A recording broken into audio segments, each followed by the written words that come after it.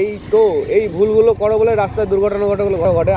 হ্যাঁ, এদের যে বুদ্ধি কবে হবে কে জানে। দুর্ঘটনা ঘটে, আগের দিন একদিন ঘটছিল, সেটা গোপালের গাড়িতে ছিলাম। এক কাকিতে দেখি ফুল স্পিডে বেরোবে সাইকেল না, এটা হলো গোপাল ঢুকে দিচ্ছিল। এই আস্তে, এইভাবে কি ওঠে? এখনই অ্যাক্সিডেন্ট হয়ে যাচ্ছিল।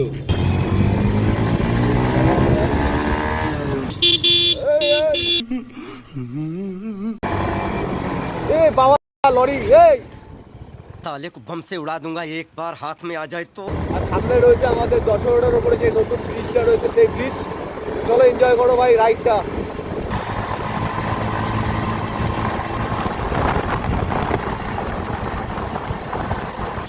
এ চাচা এইভাবে ঘোরাও, কতদিন গাড়ি ঢুকে যাওয়া ঘোরা। कैसे कैसे लोग रहते हैं यार यहाँ पर। চলো কেমন আছে সবাই, তো চলে এসেছি আজকে বার নতুন একটা ব্লগ নিয়ে। তো আজকে ব্লগটাও চালু করছি ভাই। এখন যাবো হচ্ছে আমি কাজে, ঠিক আছে? কাজে যাওয়ার আগে সকালে ঘুম দিয়ে উঠে স্নান ম্যান করে ব্রাশ ট্রাশ করে ফ্রেশ হয়ে নিয়েছি। আর এখন জামা প্যান্ট ট্যান্ট পরে রেডি হবো, ব্যাগ ট্যাগ নেবো, নিয়ে গাড়িটা নিয়ে বেরোবো। আর আমি একা যাবো না, যে কাজে আমার সাথে যাবে হচ্ছে গোপাল। মানে আমি যেখানে কাজ করি তার পাশে 2-3টে বিল্ডিং পরেই গোপাল কাজ করে, আমার বন্ধু গোপাল, তোমরা তো চেনোই। তো চলো বেশি লেট না করে ভাট না বকে বেরিয়ে গেছি এখন বাড়িতে। আর এখন যাবো সোজা বারাসাতের দিকে। আমাদের ঢুকতে হবে ঠিক 10টার মধ্যে। এখন বাজে 9টা 10, আর 50 মিনিট টাইম আছে আমাদের বারাসাত ঢোকার জন্য।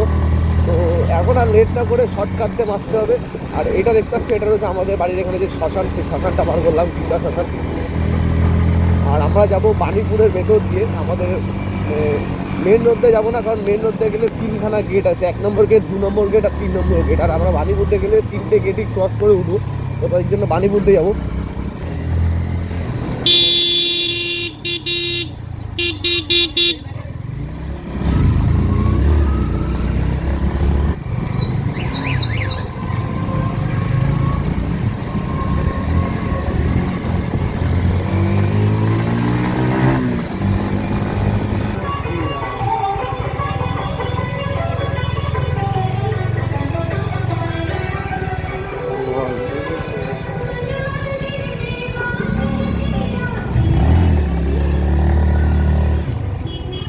এখানে হনুমান মন্দির ছিল আমাদের এখানে।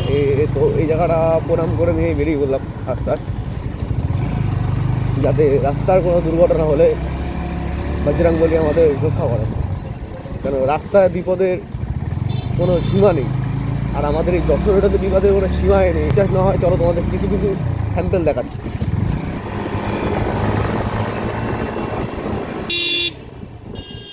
এই তো এই ভুলগুলো করে বলে রাস্তায় দুর্ঘটনা বলে। হ্যাঁ, এদের যে বুদ্ধি কবে হবে কে জানে। এই বললাম না প্রথম জিনিস স্যাম্পেল। এটা হচ্ছে তোমাদের যেটা দেখালাম, সেটা হচ্ছে স্যাম্পেল। এরকম দুর্ঘটনা ঘটে, আগের দিন একদিন ঘটছিল, সেটা গোপালের গাড়িতে ছিলাম। এক কাকিতে দেখি ফুল স্পিডে বেরোবে সাইকেল না, এটা হলো গোপাল ঢুকে দিচ্ছিল। একটা জ্যামের মধ্যে পড়ে গেলাম, ছোট্ট একটা জ্যাম। এই গাড়ি বেরোতে পারবে না, তাও আবার আমার সাইড দেবে না।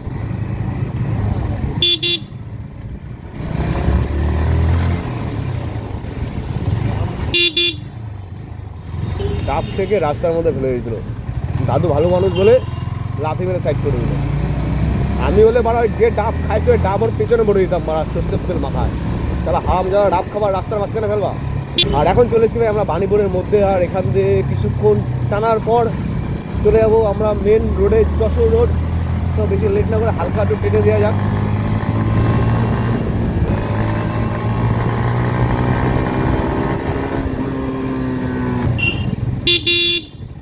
এইদিকে সোজা ডান দিকে গেলে বাণীপুর মাঠ।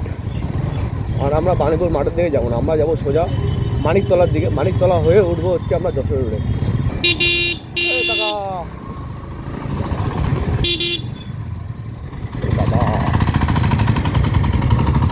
তো ফাইনালি চলে এসেছি আমাদের যশোর রোডে। এবার এইখান থেকে সোজা যেতে হবে আমার বারাসাতের দিকে। আর বেশি লেট করা যাবে না, অনেকটা টাইম কেটে গেছে এইদিকে। যদি এই দিক দিয়ে না আসতাম ভাই, সোজা যদি আমি বাড়ির ওখান থেকে যদি সোজা আসতাম ডাইরেক্ট মেন রোডের হয়ে, তাহলে ভাই আমি এতক্ষণ এখানে পৌঁছাতেও পারতাম না।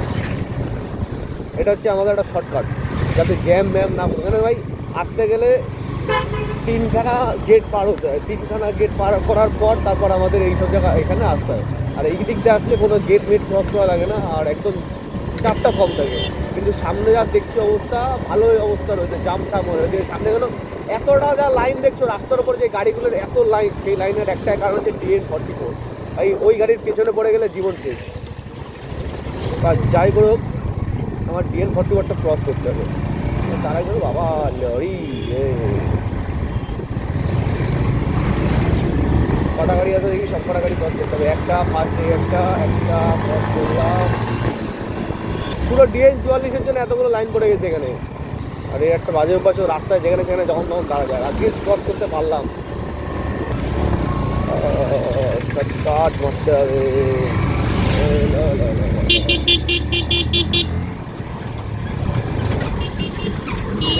হাটের অবস্থা দেখছো ভাই, এখানে কি জাম হয়ে গেছে ছাগল বেচার জন্য। দিকটা কবে, কালকে না পরের দিন?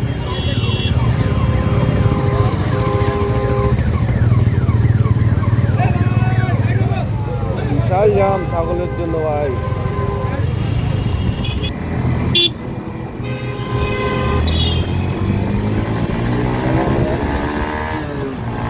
এই ক্রস করতে পারা কতক্ষণ টাইম লেগে গেল বাবা, সাইডে যায় না। সব কিছু ক্রস করার পরে অশোকনগর পার করে চলে আসলাম। এখন হচ্ছে গুমা চৌমাথা। চলো গুমা চৌমাথাটা ক্রস করি। পাগল ওরা, ভাট্টাট বকবো না, ভাট্টাট না বকে সোজা সোজা টানতে হবে, না টানলে ভাই চাপ হয়ে যাবে। তো চলো একটু সোজা টানি আর তোমরা পুরোটার মজা নাও। আর সামনে রয়েছে আমাদের যশোর রোডের ওপরে যে নতুন ব্রিজটা রয়েছে, সেই ব্রিজ। চলো এনজয় করো ভাই রাইডটা।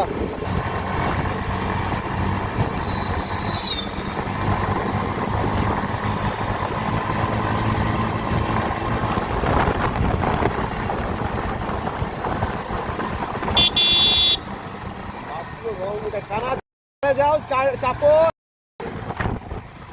তো মিডিলে একটা জায়গায় দাঁড়াবো আমরা, দাঁড়ায় একটু কিছু খাওয়া দাওয়া করবো হালকা পাতলা। তো চলো এখানে দাঁড়াবো না, সোজা দাঁড়াবো। একটা আরেকটা পোল আছে, ওই পোলের ওপরে এখানে দেখতে পাচ্ছ এমার্জেন্সি মিল্ক ডিউটি। দুধের কিসের এমার্জেন্সি? এত ইস্ট বেঙ্গলে দুধের তো কোনো এমার্জেন্সি নেই। On emergency milk duty, milk বস।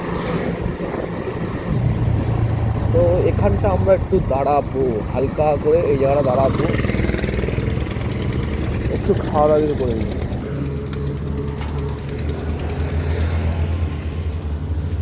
তো এখানে গিয়ে আমরা একটু কিছু হালকা হালকা খাওয়া দাওয়া করে নিয়ে তারপর আবার বেরোবো।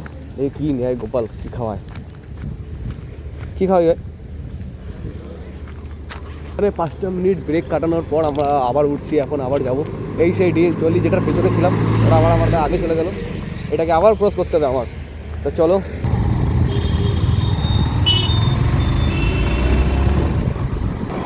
এ বাবা লরি, এই কি করা সত্যি ভাই,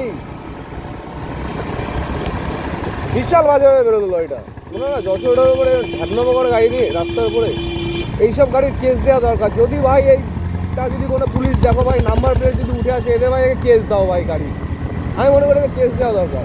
বাজেভাবে অ্যাক্সিডেন্ট হতে পারতো যে কোনো কারো, আমাদের কাছে যদি অন্য কেউ দেখতো না, যদি কেউ ঢুকে দিত বাই চান্স। আর এখন ঢুকে গেছি দত্তপুকুর ট্রেনে বেরোতে হবে।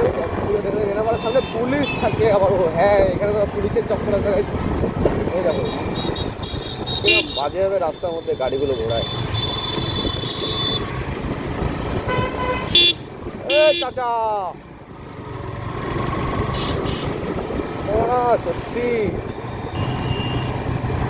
এইভাবে ঘোরাও, কতদিন গাড়ি ঢুকে যাওয়া ঘোরা থেকে।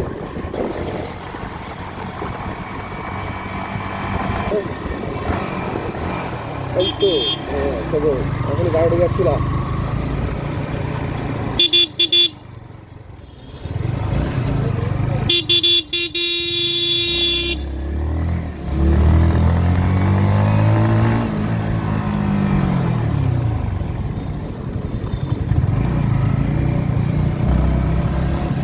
এটা দেবেন, ওটা দেবেন।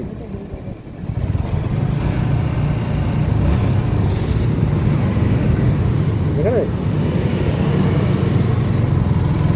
এটা তো